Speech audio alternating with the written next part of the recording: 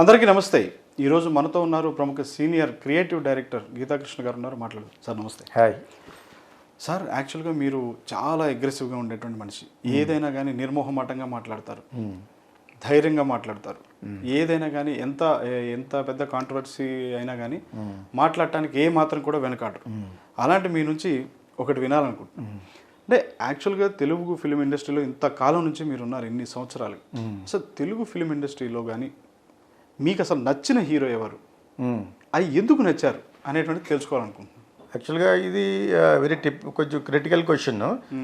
నాకు అంచులుగా నాకు నచ్చిన వాళ్ళు ఉన్నారు. బికాజ్ మీ ప్రయాణం, నా ప్రయాణంలో నేను స్కూల్లో ఉన్నప్పుడు I use to like Rajesh Khanna. Okay, after 10th started like Rishi Kapoor. Okay, సరే. ఓవరాల్గా రాజ్ కపూర్ గారి సినిమాలు అంటే నాకు చాలా ఇష్టం. Raj Kapoor I'm talking about Indian film industry. వైఎల్ని తెలుగు. తర్వాత జనరల్గా వెళ్ళి నవ్వుకుంటూ చూసే సినిమా ఎన్టీ రామారావు గారు. ఆయన సినిమాలో నవ్వుకుని ఉండాను. ఎందుకంటే ఆయన ఇంత పెద్దవాడు కాలేజీకి వెళ్దామా అని అనమాట. ఈ కాలేజీకి ఈ నెలతో అనుకునే అన్నమాట సరదాగా. So but I use to like him because is performance రాజసం ఆ టైప్లో. తర్వాత కృష్ణ గారు, సోహన్ బాబు చూసాను. అలాగే ఒక పర్టికులర్గా ఒకరు లేరు ఒక హీరో అంటే ఎలాగని చెప్పేసి. అలాగే నా హాలీవుడ్లో ఉన్నారు. I have saw Dustin Hoffman అని, రిచర్డ్ డ్రైఫస్, ఇలా మంచి మంచి వాళ్ళు ఉన్నారు అక్కడ యాక్చువల్గా.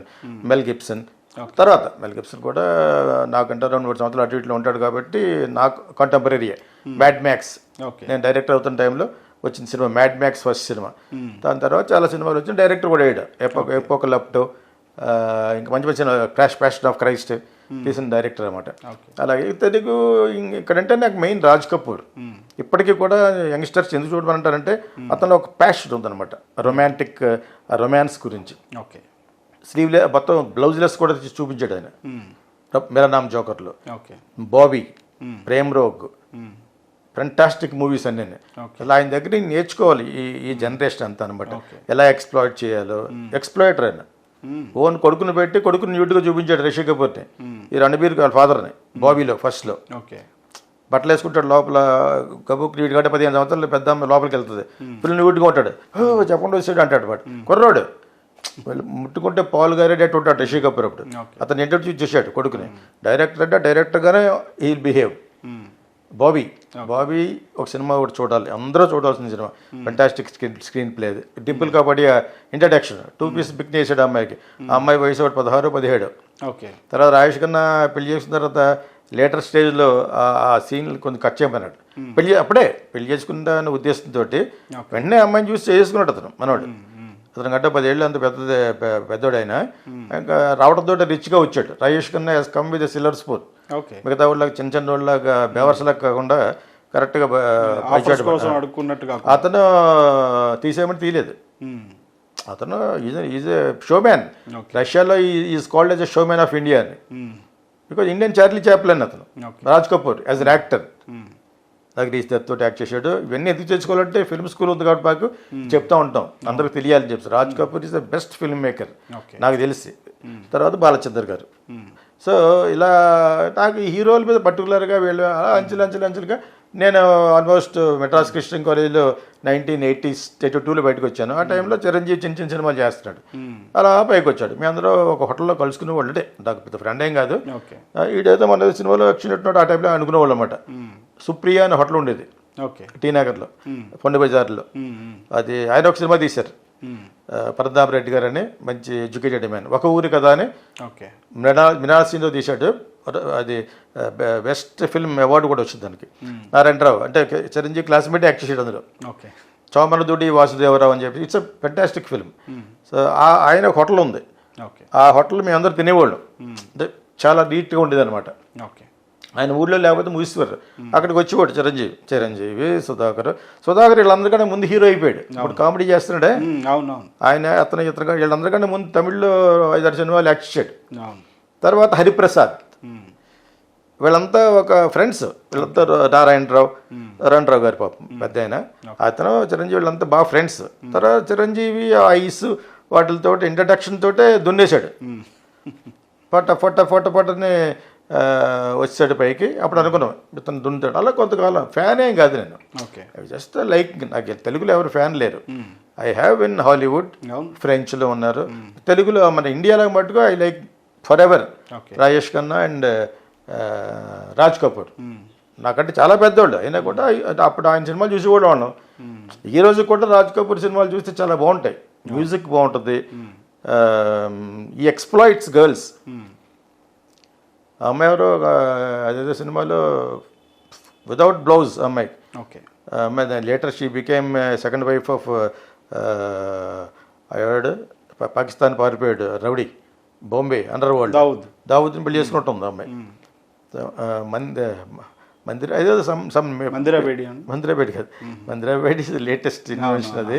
ఇంకొక అమ్మాయి అది పేరు మర్చిపోయాను, వస్తుంది ఈ ఇంటర్వ్యూ అయిపోయే లోపల. But anyway that girl is very pretty.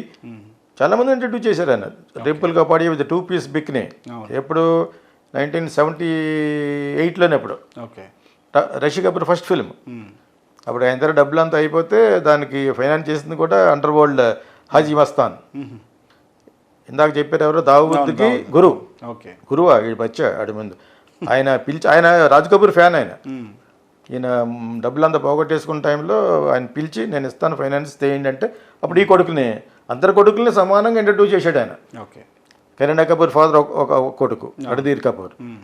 ఇప్పుడు రణబీర్ ఉన్నాడు కదా ఎవడు, ఆలియా భట్ చేసినాడు, వాడి ఫాదర్ రిషి కపూర్. ఇంకొక అతను ఉన్నాడు చింపు, అతను పైకి రాలేదు. అతను ఇంట్రడ్యూస్ అందరినీ సమానంగా ఇంట్రడ్యూస్ చేసిన ఫాదర్ ఆయన. కానీ సార్ ఇంత ఇదిగా చెప్పారు, నిజంగా మీకు ఇంత కెరియర్లో ఇంత సుదీర్ఘమైనటువంటి మీ ప్రయాణంలో ఈ హీరో నిజంగా నాకు నచ్చలేదు, వీళ్ళు ఇంత ఇరిటేట్ చేశారు, ఏంటి అసలు ప్రొఫెషనలిజంగా లేరు అనిపించిన వాళ్ళు ఎవరున్నారు? ఎవరు ఉన్నారు? నాకు ఎవరు చేయరు, నేనే వాళ్ళని ఇరిటేట్ చేస్తాను. నేనే వాళ్ళని ఇరిటేట్ చేశాను. నాగార్జున ఇరిటేట్ చేశాను, రమ్యకృష్ణ కొత్త కాబట్టి ఇరిటేషన్ అయినా పాప అలా పడింది. శోభన్ ఇరిటేట్ చేశాను. నరేషన్ చేసినా కూడా తమాషగా ఫస్ట్ నేను తెలుసు కాబట్టి అతనే పెద్ద ఏమనుకునేవాడు కాదు. చాలా మంచివాడు యాక్చువల్గా. ఇప్పుడు ఎవరెవరు కాంట్రవర్సీ చేస్తాను కానీ నరేష్. సో అదేవిధంగా భానుచంద్ర కూడా ఫ్రెండ్లీగా ఉండేవాడు. శోభనాయిగైన మళ్ళను నిరూష, రెహమాన్ అంటే రెహమ్మా తోడళ్ళు అతను ఒక హీరో చేశాడు దాంట్లో, ప్రీతమా అని సినిమా. అవన్నీ డిఫరెంట్ ఫిల్మ్స్ కదా. అలా అందరు డాజర్ ఇంట్రడ్యూస్ టైం సరదాగా ఉండేవాడు. ఈ ఆర్టిస్టులు అందరూ కూడా సిమ్రాన్ విపరీతంగా ఇరిటేట్ చేశాను. వాళ్ళిద్దరు ఫ్రెండ్స్ అయిపోయాం. ప్రభుదేవ నేను చెప్పిందే జరగాలని ఇరిటేటెడ్ సో మెనీ టైమ్స్. నన్ను ఇరిటేట్ చేయడం ఉండదు, నేను ఇరిటేట్ చేస్తే పైకి వెళ్ళిపోతాడు బయటికి. Cut. I'm a dictator, I was a dictator, I'm going to be a dictator. Creative fellow has to be A dictator. Ego problem లేకుండా నువ్వేం డైరెక్టర్ రా? ఈగో ప్రాబ్లం ఉండదు, తూ అంటే తుడుచుకెళ్ళిపోతారా? ఆ టైప్ వేరే ఏమన్నారు కొంతమంది. అటువంటి వాడి సినిమా ఫ్లాప్ అయితే 2 సంవత్సరాలు కనపడ్డం మళ్ళాను. నేను అలా కాదు, ఆ దగ్గరికి వెళ్ళి చెప్పను అసలు.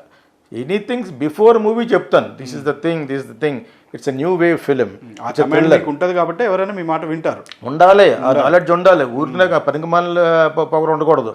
నాలెడ్జ్ ఉంటే పవర్ ఉండాలి. అంతే. ఎక్కడ నాలెడ్జ్ ఉంటుంది అక్కడ పవర్ ఉంటుంది. ప్లస్ ఇక్కడ అంతా హాఫ్ నాలెడ్జ్ కాదు అలా అనకూడదు. కానీ సగం మంది యాక్టర్లు స్టార్స్ పెద్ద సీన్ లేదు వాళ్ళకి. జస్ట్ లేదంటే వానాకాలం చదువుకుని వచ్చినోడు చాలామంది. దాని చేత అంత క్రియేట్ లేదు. అంత వరల్డ్ సినిమా, వరల్డ్ అంటే WORLD వరల్డ్ ఇప్పుడు జరుగుతుంది చూడండి, that is world cinema. Goa film festival from all over the world they will participate as a delegate. They come they participate, they will send their movies అనమాట. కొన్ని award winning ఉంటాయి, వెన్నీస్లో award వచ్చినవి ఉంటాయి, ఇవన్నీ కూడా కొన్ని కాన్స్లో వచ్చినవి ఉంటాయి. అలాగే అవన్నీ వరల్డ్ సినిమా, అవి మనకి చూడడానికి అవకాశం ఉండదు. ఇప్పుడంటే లాట్ ఆఫ్ ప్లాట్ఫామ్స్ కొనేస్తున్నారు. కొనకపోయినా మీరు పార్ట్నర్షిప్లో రిలీజ్ చేసుకోండి అని ఒక ఇది ఉంది కాబట్టి ఫెస్టివల్కి బోజ్ తగ్గింది. సో ఆ సినిమాల మీద నాలెడ్జ్ ఉండాలి. ఎక్కడెక్కడ లోకల్ సినిమాల మీద అంటే కమర్షియల్గా మాకు కావాలి. సరే ఇప్పుడు మారుతుంది. I appreciate this generation. ఎందుకంటే because these boys and girls are more socially aware of many things. Thank you very much sir.